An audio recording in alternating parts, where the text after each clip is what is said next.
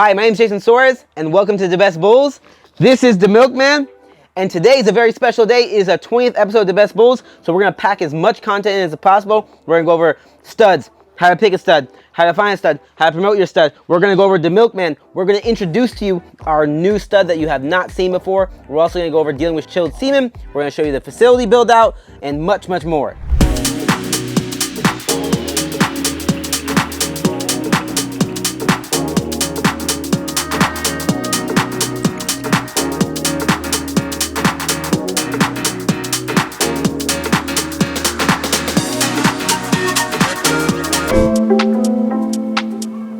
So it's actually pretty funny because today we were going to go over studs and talk about them. I have a lot of questions with that and we'll go over more. But it's funny because then David, the owner of Big Bone Bulldogs, hit me up and said, hey, can you spin down the sample of semen I got in?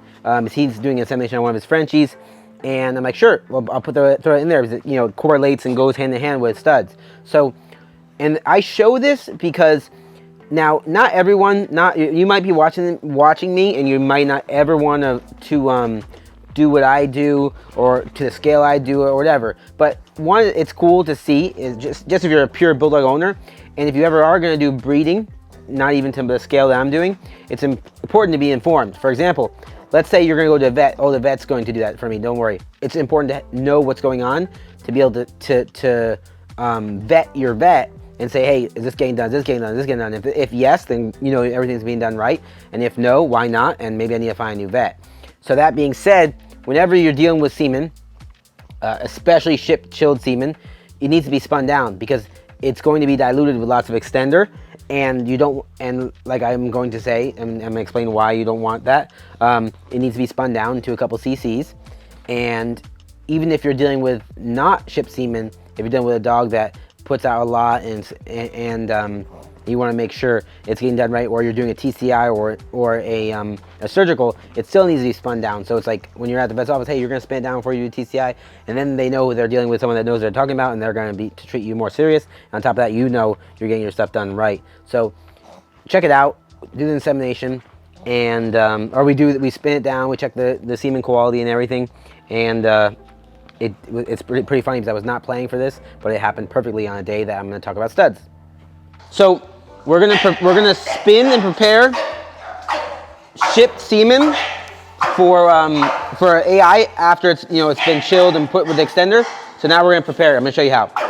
So first we're gonna check the semen with the extender, because whenever you get shipped semen, it's gonna be mostly extender, so it dilutes it down. What the extender does is it allows the semen to live while it's shipped, during those 10, 12, 5, 3 hours, whatever. So we're gonna first just take like a tiniest sample. We're gonna here with a syringe. And we're just gonna take, all we need is literally just like a drop. We're gonna spin it. Stop! Okay. So we just need like a tiny drop.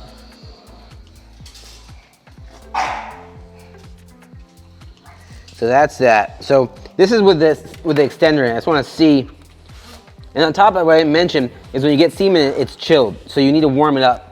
And you don't want to warm it up fast. You don't want to heat it up with like any microwave. Just hold it in your hand until it warms up to hand temperature. That's normally what people do. If you know the exact temperature it's supposed to be at, let me know. But I know you're supposed to wake it up. It's very calm at first and not it's very cold at first. Oh, so this is really good semen. So that's really good semen because this is the semen in 20 cc's, not even spun. So now what we'll do is let's throw it in here. This machine takes smaller, what do you think it's called? Vials, yeah, but it'll still work with these ones. So when you put your vials in the centrifuge, they need to be about the same weight. Otherwise the centrifuge will mess up. These are about the same weight, which is awesome. So I'll just slide it in there. They always need two, so they're across from each other. And semen, you spin it around 3,000 RPM. So we're gonna spin it at 3,000. And we're gonna spin it for like 3 or 4 minutes. Spin it to 3,000. See, we're on 3,000 now. We're gonna spin it for 3 or 4 minutes. This is the semen with extender in it. Now, a lot of people don't realize, like they think you need a ton of semen for the female to get pregnant. That's totally not true. First off, the female, depending on what type of dog it is, can only take in a couple cc's. So if you put 20 cc's, what was right there, of semen into your female, they're only going to take in about 2 to 3 of those cc's. The rest is going to be excreted out. So now you're putting a bunch of dilute in there. And even if this was that without extender in it, it still is diluted because the dog naturally dilutes it with prostatic fluid. So even if you do get 10 cc's naturally from the dog, you still want to spin it down and condense it to the top, 2 to 5 cc's. But this is a really good sample, and we're going to spin that, and then we're going to see what it looks like when it's condensed down to the top. We'll do 3, 4 cc's, and then we'll do the insemination. So this is shipped semen, and we're doing this for Big Bone Bulldogs. You guys can follow Big Bone Bulldogs on YouTube as well. And I'm doing this. He doesn't have the centrifuge right now because he's building his facility. So I'm spinning it down for him, and he's gonna do insemination. It's for a Frenchie, so we'll show you that as well. And this is what, like, for most people don't have a centrifuge and all this stuff. And right now we're a mess here at DaBestBulls. This is not our laboratory setting. We're getting it built, but you guys know we're under construction. So, but if you go to a vet, you don't want they should have the centrifuge. There are questions you ask. Hey, are you gonna spin my sample down? Or you can do all these things. So now, if you look closely, if you look closely, this is all prostatic fluid and the semen extender, and that ball of cloud right there is all semen. You can see the ball of cloud. Put it to the window. That's a condensed semen. So now we're gonna take this, okay, and we're gonna suck. Just do it nice and slow, and we're gonna suck up. You see the cloud disappear. We're gonna suck up a couple cc's because all the semen's gonna go to the bottom. Okay, so now take the other one, same thing, very dense. You can see it's thicker down there, a different kind of like color, and you can watch it. Can't see different. The clouds disappeared. So all we want, like I said, the female's only gonna absorb a little bit. So let's save this just in case. Now there's still gonna be some semen in there, but 95% of the semen is going to be right here. Okay, I'm gonna just drop that out so I get the nice one, cloud. 95% of the semen is going to be right here. And let's see if we did it right. Yeah, so I don't know if you remember the first one was let it calm down. The liquid is moving right now in there. Anyhow, yeah, there we go. So now it's a lot more condensed, and that's better. Like I said, the female can only absorb a certain amount. There's a bubble in there. I'm gonna get that bubble out. There's a bubble there. There we go. So now look. So now we got crazy cloud. Layers and layers of semen. So that's what you want, because like I said, the female's only going to absorb 2 to 3 cc's, and we want all those cc's to have as many semen as possible. So like this little 3 cc's probably has somewhere between 400 and 800 million semen cells, and that's condensed, as opposed to she was going to absorb 3 cc's of 20 cc's. So you do the math, like there's only going to be 25 million in there. So we just upped our chances a ton more. We have really good semen. It's shipped, and now we can do the insemination on this girl. We're gonna do it outside because it's like I said, it's Big Bone Bulldogs Frenchie, and we're not gonna do it inside because the dogs are gonna bark at her and scare her. And yeah, we'll do this insemination now, so we're good to go. Right here, we are doing artificial insemination, and a lot of people are like, oh, I only do surgical, I only do TCI, I only do AI. They all have their benefits and their pros and cons. Now, and not one of them is better than the other. Not one of them is worse than the other. Right now, this one, David chose to do AI because he already did another AI 2 days ago, and now this one got shipped in, and he's doing the other AI because he actually drove down to the people and now they shipped it. He didn't want to drive the second time. So the AI is done with the AI stick, and this does not hurt the dog at all. It's actually a lot more comfortable than if they did a natural breeding, because when dogs breed naturally, it's actually very painful for them. They hurt each other and stuff. So done this way is actually better for the dog's health and safety. So this is what an AI looks like. Tube goes in, semen's put in there, hold the dog up. Everyone has their different ways they like to do it for a certain amount of time. Now, like I said, this is AI. The other two main ways of doing insemination are TCI, and then there's surgical. A TCI is when they go in with a camera. They normally sedate the dog. They go in and they go all the way right to before the uterus, and they inseminate the semen right there, so they know exactly you're putting the semen in the perfect spot.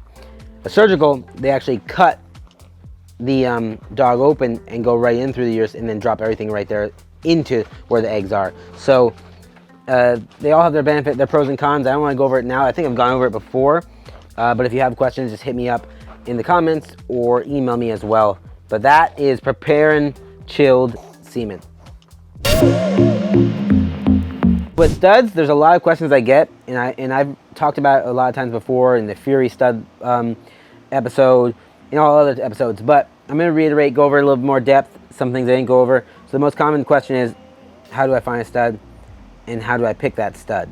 That's a very big one, you know, like the overall getting my stud. The other big question I have is, how do I promote my stud? And then the last question I have is, how do I get my own stud? So I have Milkman with me, but I love this boy. He's mine, and I'm showing him off because he's one of our new studs, and he's going to be part of a new line we're going to be doing.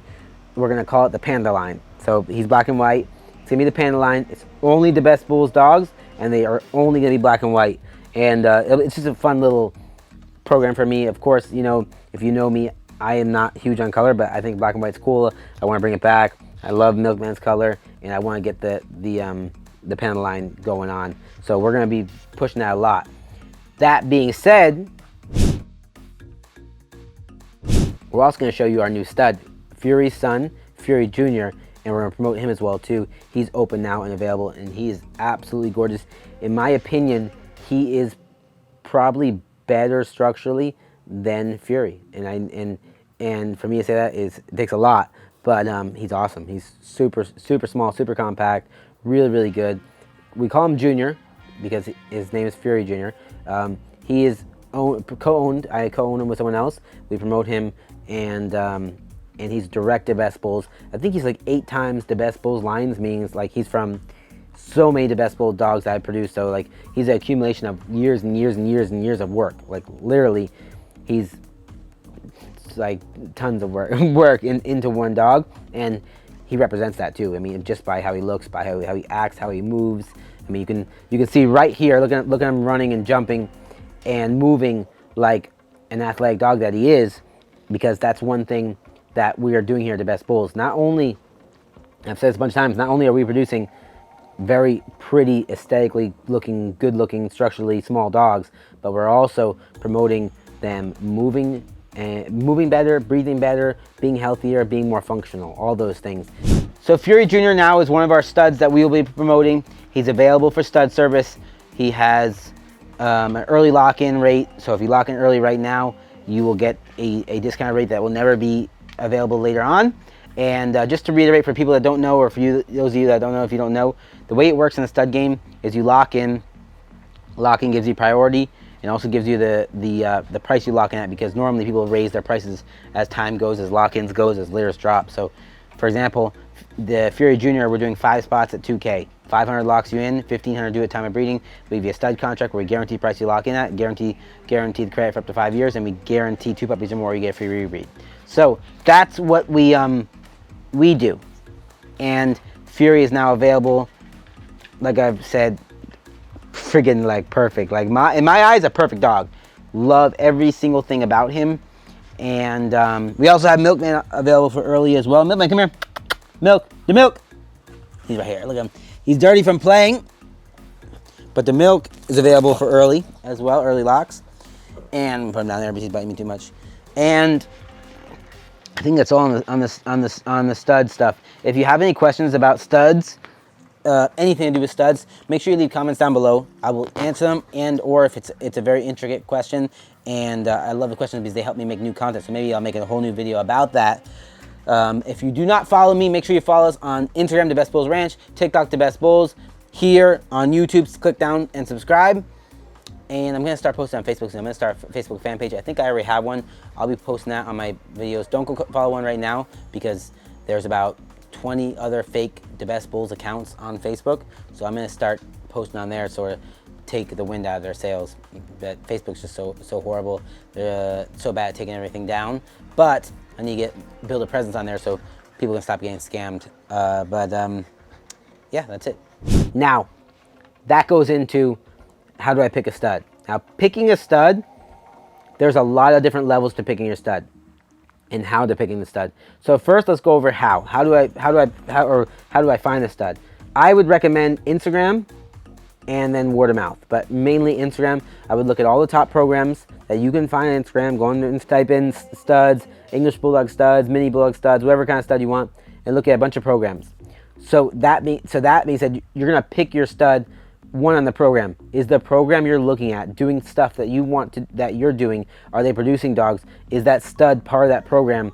And does it look like they're doing what you want? So the program is a big thing. And the program also is a big thing too, because you don't want to get a stud service from somebody that's sketchy or running a bad program or untrustworthy, because then you don't know what you're getting. So that's a big thing, the program. Once you find the program, a couple of programs that you like, let's say 3 or 4, then pick a stud from there.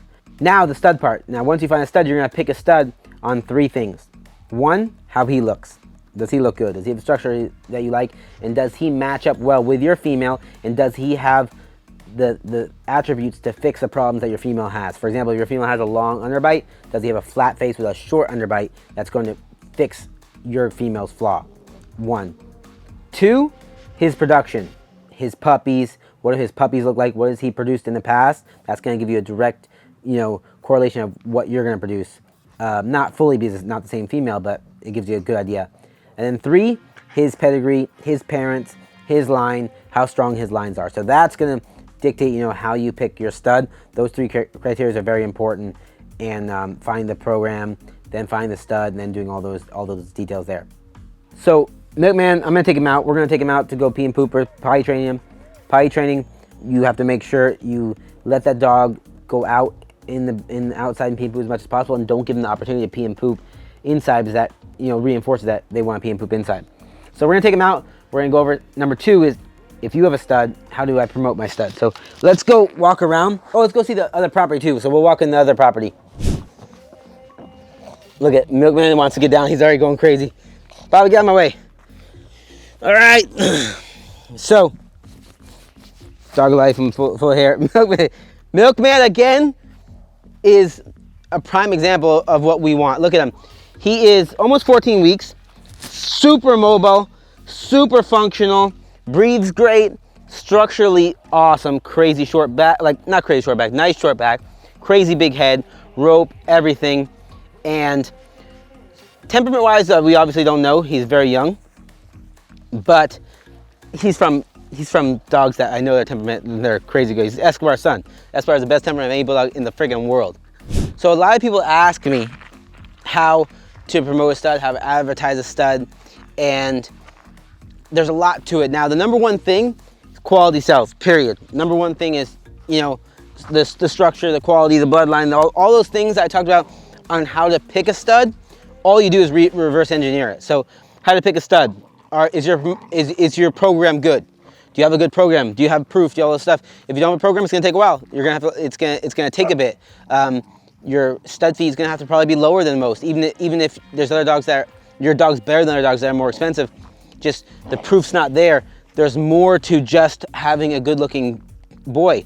Not only does he have to be good-looking, but he has to have good lines, and he has to have proof that he produces good-looking. Because just because a dog's good-looking doesn't mean that they're always going to produce what they look like. Now, statistically speaking, it gives you a better chance, but Milkman looks how he looks because his dad looks how he looks, his mom looks how she looks, the great-grandpa, the grandma, the great-grandma, all those dogs look great. So it's like common sense he's going to look good. Now, he's also going to produce good because his lines are so strong that he only has quality in his lines. So that's why when you have a stud, you have to think, okay, I'm just going to reverse engineer all those things I said before about the program, the stud. Has he produce good stuff? Does he have good parents? Does he have good pedigree? All those things. So that's number one. Is the quality of your stud good? Then you have to start proving your stud's good. You have to, produce some nice litters. You have to do all those things that I talked about. and then you have to post on social media. You have to post on Facebook, you have to post on Instagram, you have to post on TikTok. You have to show people, you know? Like Mercedes only is good because people know they're good now. You know what I mean? Like I can make the best car company in the world that's 10 times better than Mercedes. If I don't do all the social proof, all the advertising, all those things, no one's going to know. So for those of you that have a stud or have a boy that want to get him out there, start putting him out there and start taking steps every day in every way to get those things that I'm talking about done, you know? Guys, come on, let's go walk, come on. Wick, Baba, come. Wick, come. So that's number 2, which is how do I promote my stud? And that's the big thing is, and just advertising, Instagram, Facebook. This is the new property. I think we showed it last episode, and just walking through here, we have a lot of work to do. As you see at DaBestBulls Ranch, we have tons of projects. Milkman's so funny. But I like to spend time with Milkman too. I like to spend time with all my dogs, especially the puppies though, just so they're tame, they're acclimated at a young age. And now 3, which is how do I get my own stud, my own dog, like Milkman. Milkman is one of my next studs. And you get a Milkman a couple ways. One, you can produce him, and that's how I produced all my dogs. And you can produce your dog by taking the top males to your female, and then possibly taking another top male to the puppy you got off your female, and throughout those processes, you're eventually gonna get some nice puppies. Might take 1 litter, it might take 5 litters, which takes years, you know? Now, my recommendation is, if you wanna produce your stud, is to find the stud that you like the best, as far as look, as far as production, as far as program, all those things, and use that stud on your females, and then use him at least 1, maybe 2 times until you get the puppy you want. So that's one way of doing it, is producing your stud, and it might take, you know, 1 litter, it might take 6 litters, and it might take 3 different males of you picking, oh, this is the one, and then failing. And what I mean by failing is that you have to decide, like you have to think extremely rational, non-emotional, that when the dog gets to a certain age, does it look good enough? You know, is he good enough looking? Because if the dog can produce good and be from good program and good parents and good pedigree, but if he does not look good, which is the number 1 thing, him looking good, you're not gonna get anything. I say this because a lot of times people like pick a puppy and it looks really good at a young age, but it grows up, it's just not, it's not it. So you have to, you know, you have to find a new one. You know, and how they develop is also gonna be a big, is gonna be dictated by who the mom and dad is, what lines they follow, because I know Esquire puppies develop a certain way, I know Fury puppies develop a certain way, and they pop at different ages, so that's a big thing as well too. Some dogs are late bloomers and will look okay, and then amazing, and some dogs look good, and then horrible. So that's a big thing. All my studs are produced by me. Every single one of them. Milkman's produced by me, Esquire's produced by me, Fury, President, Kilo, they're all produced by me. I produced them, and out of that's 5 studs. Milkman is a hitter, I can tell you that much right now. Like, that's a hitter. So I have 5 hitters. Out of 5 hitters, I have failed 2 times. So I'm 5 and 2. I picked 2 other puppies at young ages, and they grew up not good enough in my opinion. And that's part of the game, you know? Not everyone's perfect. Now the third one is purchasing a stud. Very hard to do. I don't recommend it to most people. Majority of the time, I'm record this too, because this is great content. Majority of the time, when you get a stud from someone, like a program, they're not gonna let their top boys go. Like Milkman, I'm not gonna let him go. You know, like you want Milkman? No. The answer is no. You know, like 50K? No. Like I don't care. He's worth so much to me, as far as not even money goes, just as far as like my work, years and years of work and producing Milkman. Like I just won't sell him, you know. Like I would have to have a family emergency where I need money, and now I have to sell him. But like, even like, I'm not even kidding, 80K, bring 80K in cash, I'll still say no. I've said no for crazy amounts of dogs because 1, I like him, 2, he's years and years of work. He's like 10 times the Best Bulls lines, and he's gonna make everything better. I mean, he's gonna produce dogs that are gonna be even crazier in the future. Hey, Wick, so that being said, majority of the time, you are not going to get a top stud from a program. Wick, you're making Milkman all dirty. This is what I deal with. People ask, like, why is your dog dirty? This is why my dog's dirty, because I live in an area where it's all sand. This is natural sand. My yard is sand too as well, and the dogs love it. And this is what I deal with. So this is part of, you know, advertising. How do I advertise my stud? This is Milkman right here. I'm gonna record him.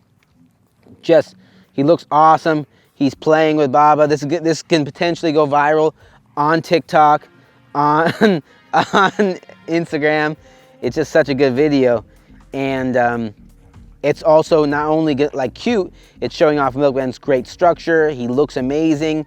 I mean, this also goes to, for people out there, a little disclaimer, like if you see something online that you've never seen before that looks amazing, that's different, don't think you're gonna get it for an average price, you know?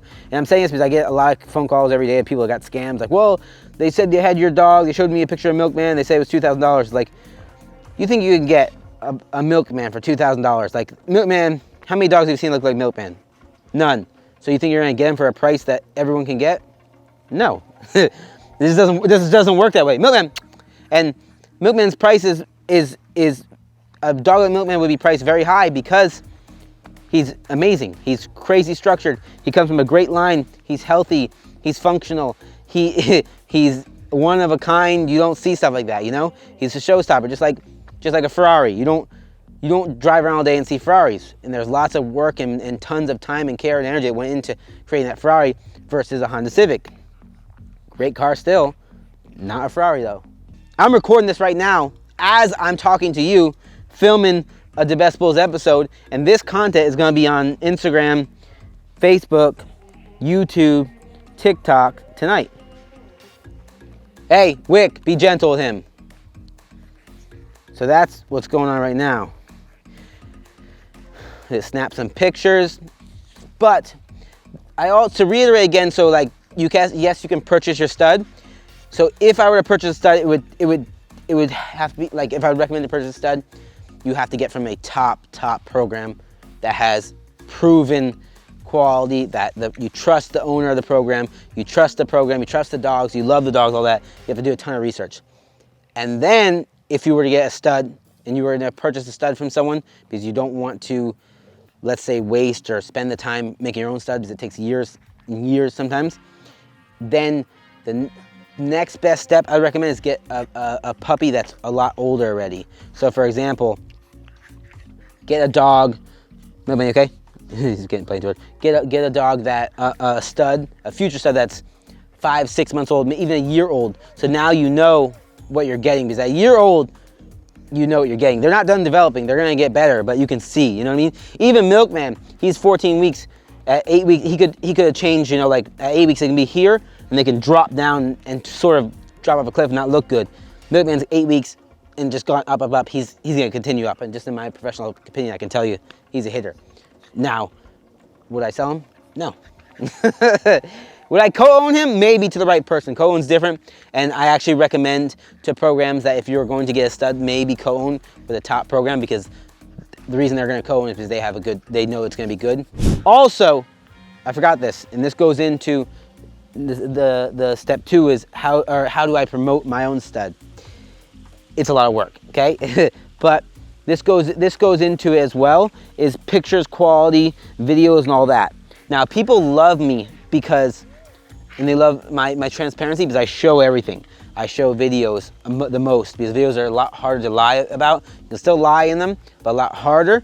And I show all angles. That's how you lie in videos. You only show one angle, because a lot of people will show their dog in video, but they don't show the back angle that shows them have a really bad weekend. They're weak back end and stuff. So, but I show everything. I show all the videos. So, and I like videos because pictures you can lie really big. You can photo edit. You can do all this stuff. I'm not saying everyone does that, but people do it. And people love me because I don't do that, and I'm very transparent. I show everything. So that being said, get a lot of content, show off your boy, show off good looks. But there's also, you could take, for example, pictures. You could do pictures like, let's say girls.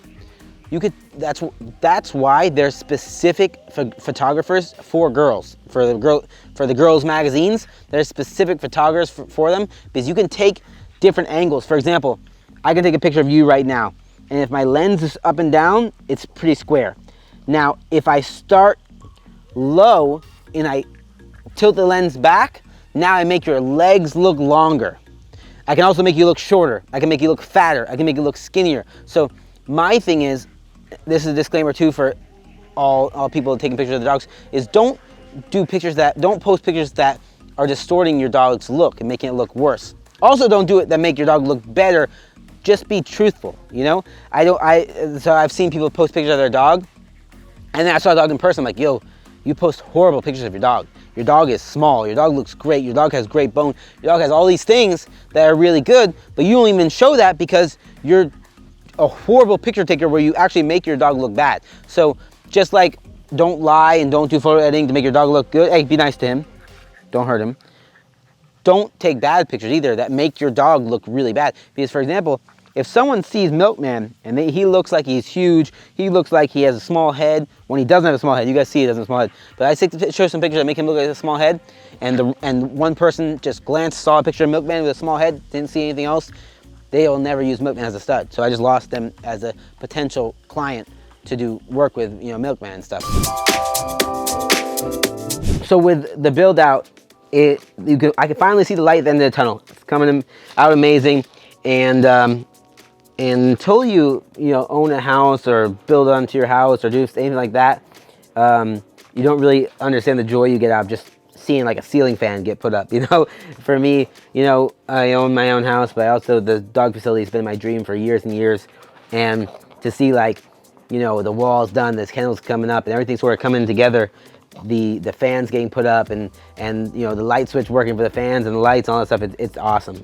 So cool. And knowing that everything is coming together smooth. This isn't to brag, because like I've said before, if you follow me on Instagram, which you have to follow me, DaBestBulls Ranch, this isn't to brag about money, because I'm not one of those guys that you know does that. But one thing I have said I will brag about is the facility, the build out, and how much time, energy, and money we are putting into the facility, because it's something that no one's doing. And just so you understand, just the fans alone, 11 fans outside, 3 fans inside, getting the wiring done by professional certified electrician, doing everything to code, doing everything properly, we're looking at over $5,000 in cost, as far as the fans, as far as the labor, installation, everything. So it's really expensive. Which is in here, lights and fans work independently, so I can turn the lights on, I can turn fans on. Look down here, it's looking good. This whole row is done. Guys, stop! This row, we're still missing 3 fans. They're gonna be coming in. And 1, 2, 3, we'll put those in, we'll be done with the fans out here, and they'll be all done. So these are fans, all looking nice. And once they really start going, you can feel the wind flow. Like, today's not even warm, but it's still nicer under here if we have the airflow. It's nicer for the dogs, and it's nicer for the clean air, and it's nicer to keep bugs off them too as well. So we have that. And if the bugs do become a problem, we will screen this whole area in. Not sure about that.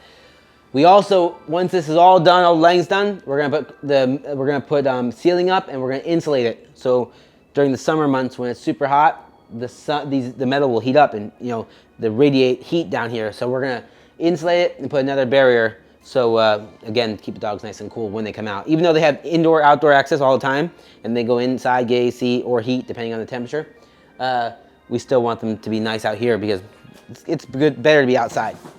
So that's that. And then when you talk about these fans, it's like, they look like it's so easy, just attach them up there and you're done, you know? There's so much time and effort when they're like, if you look in close to make it so that the right angle, they didn't angle enough, so we had to build a block behind it. Then we had to reinforce the metal post where it attaches. Those are hollow, so we added reinforcement to it. And then we don't have electricity up there, so we have the electricians coming to wire up there, which is going to be like another $500,000. So like, and this isn't bragging, it's just like, just so you understand I wanted those the fans in there to circulate air. They aren't a necessity, but just to make it so it's perfect for the dogs, I put them there. And just to understand how much it goes into them, it's like, that's like $700 in fans right there. They're like $2 something each. 3 fans. The labor of putting them up there was a day, so you're like, that's like $200 or $300. So we're at $1,000. The wood that goes there is probably another $200, $300, and then you have the labor and the materials for electricity and the wiring and all that stuff, another $400. So we're looking at probably around $1,600, $1,700. So on a low note, $500, $550 each fan to get installed. It's freaking crazy, right? Yeah, like even it's a lot of money. You know, you don't really think about it until you're doing it, and every little thing adds a ton of money. But you gotta do it for the dogs. See it now. We can see the end of the tunnel. So we got stalls up. We're still gonna have to take these down again to do more work within the stalls, but we're putting them up now, and we should have these operational in the next couple days. The stalls. So in the stalls, they still have the plastic wrap on it. We gotta take the plastic wrap off. That's a whole job, like hours in itself. Put some of the plastic wraps off this, so you can see. But the stalls, just to reiterate, everyone asks me. So for you, the stalls are 4x9 outside, very spacious, and 4x4 inside. These ones, those other ones are even bigger. But there's 13 of them here. Now, that's huge. So that's a total of 4 by 13, and it's a big space. Now, this is not where the dogs are going to be permanently. This is where they're going to go at night. This is where they're going to sleep. This is where, if we have separate dogs, then we have a big, huge pen getting built out here. It's 150 by 70. You'll have 3 separate areas, so a 50 by 70, a 50 by 70, and a 50 by 70 if we want, or we can open up the whole thing so it can be separated into little small areas that are 50 by 70, or one big area that's 150 by 70. Either way, it's a huge area, and that's where we'll have their little 6-inch deep pools and all kinds of stuff. And then we have the huge yard as well too. We have a total of 8 acres, so we have a lot of space for the dogs. And this is just so, you know, when we're not watching them, they can stay safe. It's never, like I've said before, it's never a good idea to keep a lot of dogs together at once, because just like with little kids, you don't keep a lot of little kids there at once. They come up with bad ideas, they can hurt each other, all that stuff. So these are the pens, solid pens, hot dip galvanized steel, and this is it. Now we still have to get the doggy doors in, the flaps and stuff, we'll do that. Now, one of the things I'm the most proud about is this system right here. So we have every stall right? Every stall will have its own hose unit. So not every stall actually. So this one is for this stall and this stall. So there'll be a hose up here attached to it. I can turn it on, boom here, and I can spray the hose out, because I want the hose up here because the drainage system's down there and everything slants towards the sewage. So I grab the hose, spray, spray, spray. Now, by the way, these are not painted because these are stuccoed, and they're also stuccoed so they slant, but stucco takes 60 days to cure, so we have to let it cure, and then we'll take these pens out, repaint the floor, paint the stucco, and then we're done with this, and then we can tack these pens in. But, so this one right here is for this stall and this stall. So I can be in there, take the hose, turn this on, shoot, shoot, shoot, spray everything out, put the hose back. Same thing, I can go in this stall and use this same hose off the wall, boom, bah, here. And then this stall has, what do you know? Has its own hose. So every stall has their own hose set up from our well, our watering system. And we have cutoff valves, all that stuff done professionally. If you look too, over here's the main hub. Now over here is going to be stalls as well, but right now they're still coming in from Portugal. This is the cutoff valves, all that. We also have self-waterers. They're not done yet. Actually, gotta go backwards. They're not done yet, but every stall will have, if you look right here, this bottom one, this bottom pipe is for the waters, and this is the T right here, where the water's gonna come down, the pipe's gonna come down, come right here, and then stop right there. And then I can turn on the valve over there, and it waters all these. Now, every single one of these has a valve as well too, so if there's not a dog here, I don't wanna water this one, I just turn that valve off, but I leave it open. The valve comes here, drops down there, and goes right there. Why do you ask I put it up there? Because if you put this pipe all the way down there. The dogs will chew it, break it, water leaks will happen, all this stuff. Dogs, especially bulldogs, are mischievous. They will, if there's a way, they will will themselves to doing it and causing problems. So just to stop them from injuring themselves, breaking the pipe and cutting their mouth in the pipe, I'm putting it up here and the water will shoot down into it. If you want to see too, it's pretty cool. I can come over here, and so this is that one I'm looking, okay. And this one right here, oh no, this is it. No, I don't even know yet. This one right here can turn everything on. So I can go like this, watch. And if you look down there, all the water is coming out, all down those things. We got water going out everywhere. Now I just turned it off, just turn it off. Now, and they'll go all the way down there as well too. But obviously everything's not set up. And that will give water to all their water bowls. So I can, fill the water bowls up. Now, I don't have the automatic water, the real automatic going on that like fills up the water as it depletes. For mainly one reason is I want to be able to monitor how much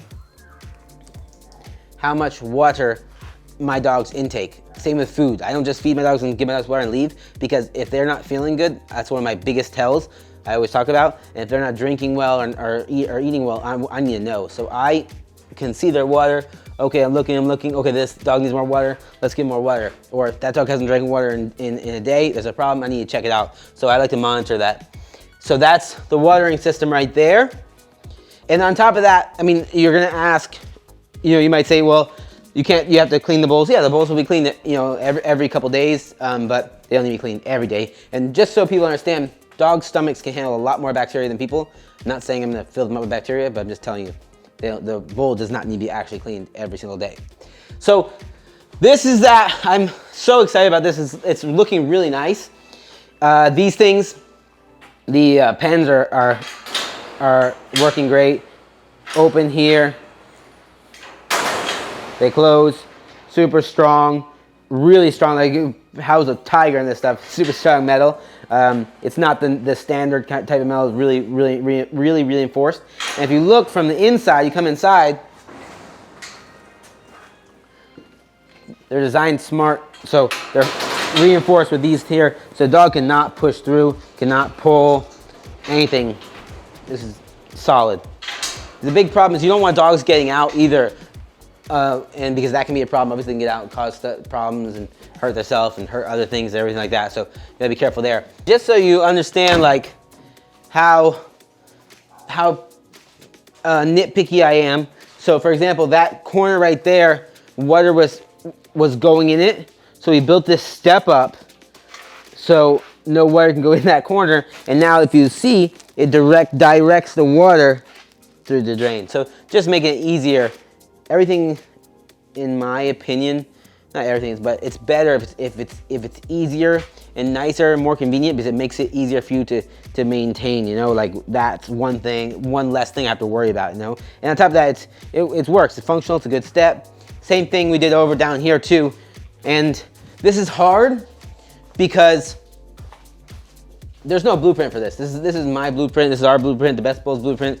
The facility, the program, the design, everything, and there's no one's ever done anything like we're doing to this extreme and this exact replica. So I engineered it, but I have to make adjustments all the time. Like, so that corner right there, I should have put drains at the very end. That's common sense, but I wasn't there when they were doing it, and they did. So we also built one here too. So again, we don't want any corners where pee and bacteria can fester, and then we have the drains.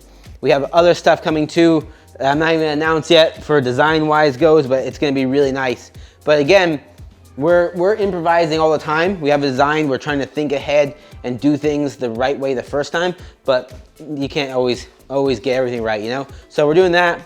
But the drainage system, I'm super proud of, where it's open, and a lot of people have asked me, why don't I have a drainage like it's like under with pipes and all that? If you noticed, every single one of my drains, like even that drain right there, it's only concealed for about, it's 19 inches of a concealment. So, and even then it's a big hole. I can stick something there, take whatever's out. Because anytime you have totally concealed drains, when they do get plugged completely, it's very hard to unplug them. Then you have to break concrete, you have to destroy stuff. And with dogs, with their fur, with everything, with toys, they clog stuff. So all the drainage designs, open drainage for ease of cleaning and for evergreenness, like where it's gonna last for a long time. I know I'm talking fast, so the good news is you can rewatch this and you can always ask me questions too down below. Make sure you leave comments down below.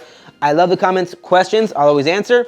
And on top of that, recommendations. If you see something that you think, oh, that's not right, or why you do this, or why don't you do this, I love it. Material recommendations, design recommendations, all those recommendations I love because I don't know everything and I'm just trying to do the best I can. And if you know more than me or think you know more than me, that's great because you can help me out. Or if it's not right, I'll explain to you why I don't think it's right and blah, blah, blah, vice versa. Thank you for watching the 20th episode of DaBestBulls Ranch. It's pretty crazy to say that we have now done 20 episodes where we've dropped a lot of content, put out a lot of information. I hope you appreciate it, you like it. Leave the comments down below on what you think and make sure you stay tuned for more to come.